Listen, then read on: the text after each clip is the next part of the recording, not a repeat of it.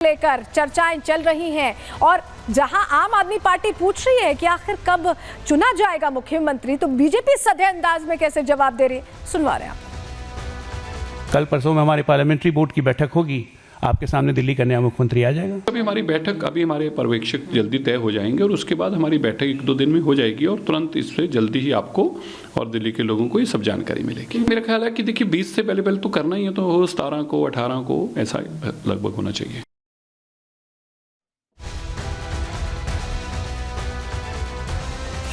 लेकिन क्या नया चेहरा भी यहां पर शामिल हो सकता है, ये भी प्रश्न है, ये भी चर्चा है, क्योंकि चौंकाती है भारतीय जनता पार्टी अपनी इस अदा से, इस अंदाज से। तो ऐसे में क्या नया चेहरा हो सकता है? ये देखिए, ये तस्वीरें आप देख रहे हैं, ये वो तमाम चेहरे हैं जिनको लेकर कयास लगाए जा रहे हैं, क्योंकि बीजेपी क्या नया चेहरा लाकर चौंका कर रिकॉर्ड बनाने वाली है, ये बात भी चर्चा में चल रही है।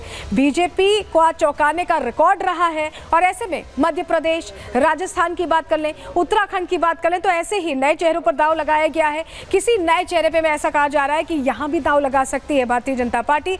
उत्तम नगर विधायक पवन शर्मा की भी संभावनाएं तेज हैं। वहीं अजय महावर, राजकुमार भाटिया का भी नाम यहां मुख्यमंत्री के तौर पर सामने आ रहा है। पंकज सिंह और अभय वर्मा को लेकर भी संभावना जाहिर की जा रही है। ये 5 चेहरे बीजेपी के पुराने कार्यकर्ता हैं और ऐसे में संगठन के लिए इनकी ईमानदार छवि है। तो क्या इस ईमानदारी का तोहफा इन चेहरों को मिलने वाला है, ये भी चर्चा का विषय बना हुआ है। तो ये देखा गया है कि भारतीय जनता पार्टी कई बार ऐसा करती है कि कई चेहरों को ऐसे चुनती है जो चौंकाते हैं, हैरान करते हैं कि क्या इनको मौका दिया गया है, ये कौन है। कई लोग पहचानने की कोशिश करते हैं। हमारे साथ हमारे सहयोगी गणेश सीधे जुड़ रहे हैं। गणेश, आप बैठक में पहुंचने वाले हैं, मुझे जानकारी मिली थी 6 बजे की बैठक है और चर्चा यही है कि क्या इस बैठक में भी इसका भी मुद्दा रहेगा कि दिल्ली में मुख्यमंत्री कौन बनेगा? क्या आप सुन पा रहे हैं वहां, जरा बताइए।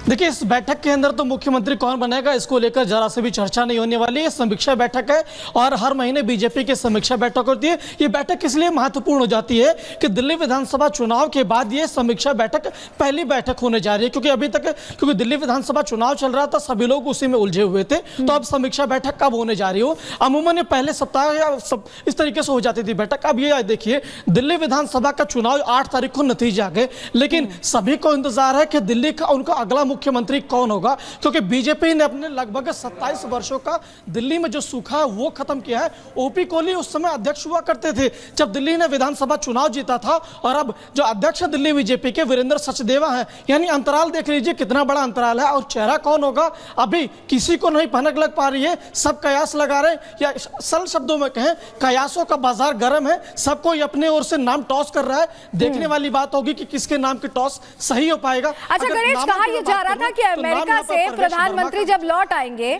तो संगठन ने सोचा हुआ है नाम, उसके बाद उस पर चर्चा होगी, उसके बाद विधायक दल की बैठक होगी और उसके बाद वो सरप्राइज पैकेज, वो लॉटरी निकलेगी जिसमें मुख्यमंत्री कौन बनेगा ये पता चलेगा।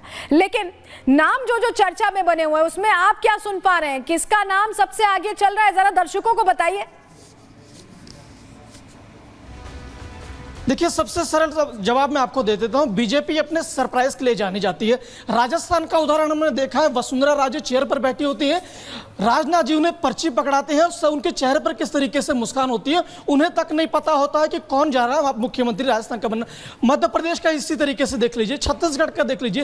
यानी सरल शब्द ये समझिए कि बीजेपी में कौन मुख्यमंत्री होगा किसी को नहीं पता। हाँ, शीर्ष नेतृत्व से हमने जब पूछा कि बीजेपी का अगला दिल्ली का मुख्यमंत्री कौन होगा, क्योंकि आपने इतनी बड़ी जीत दर्ज की है, 27 साल बाद सूखा खत्म हुआ है दिल्ली के अंदर, तो उन्होंने कहा कि 15 मिनट का समय लगेगा, प्रधानमंत्री नरेंद्र मोदी को तय करना है, वो तय कर देंगे। पर्यवेक्षकों को नाम आने दीजिए, अब प्रधानमंत्री लौट कर आ गए हैं, अब पर्यवेक्षकों के नाम पता चल जाएंगे, उसके बाद विधायक दल की बैठक होगी, नाम सबको पता चल जाएगा। अगर नामों की बाजार किस तरीके से गर्म है आपने पूछा, तो उसका मैं बता देता हूं।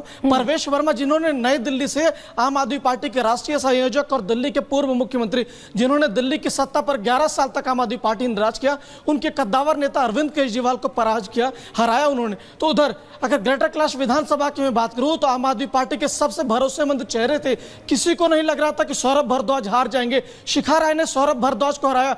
2020 में शिखा राय को करारी शिकस्त का सामना करना पड़ा, लेकिन वर्ष 2025 जब आता है तो उन्हीं शिखा राय ने सौरभ भारद्वाज को बुरी तरह दिल्ली विधानसभा के चुनाव के अंदर हरा दिया। उससे पहले भी हमने देखा था अलग अलग चुनावों में हार का सामना करना पड़ा था। तो उधर चलते हैं अब शालीमार बाग में रेखा गुप्ता का भी नाम आ रहा है। जिस तरीके से महिला चेहरे की अगर आप बात करें तो इन दो महिला चेहरा का नाम है।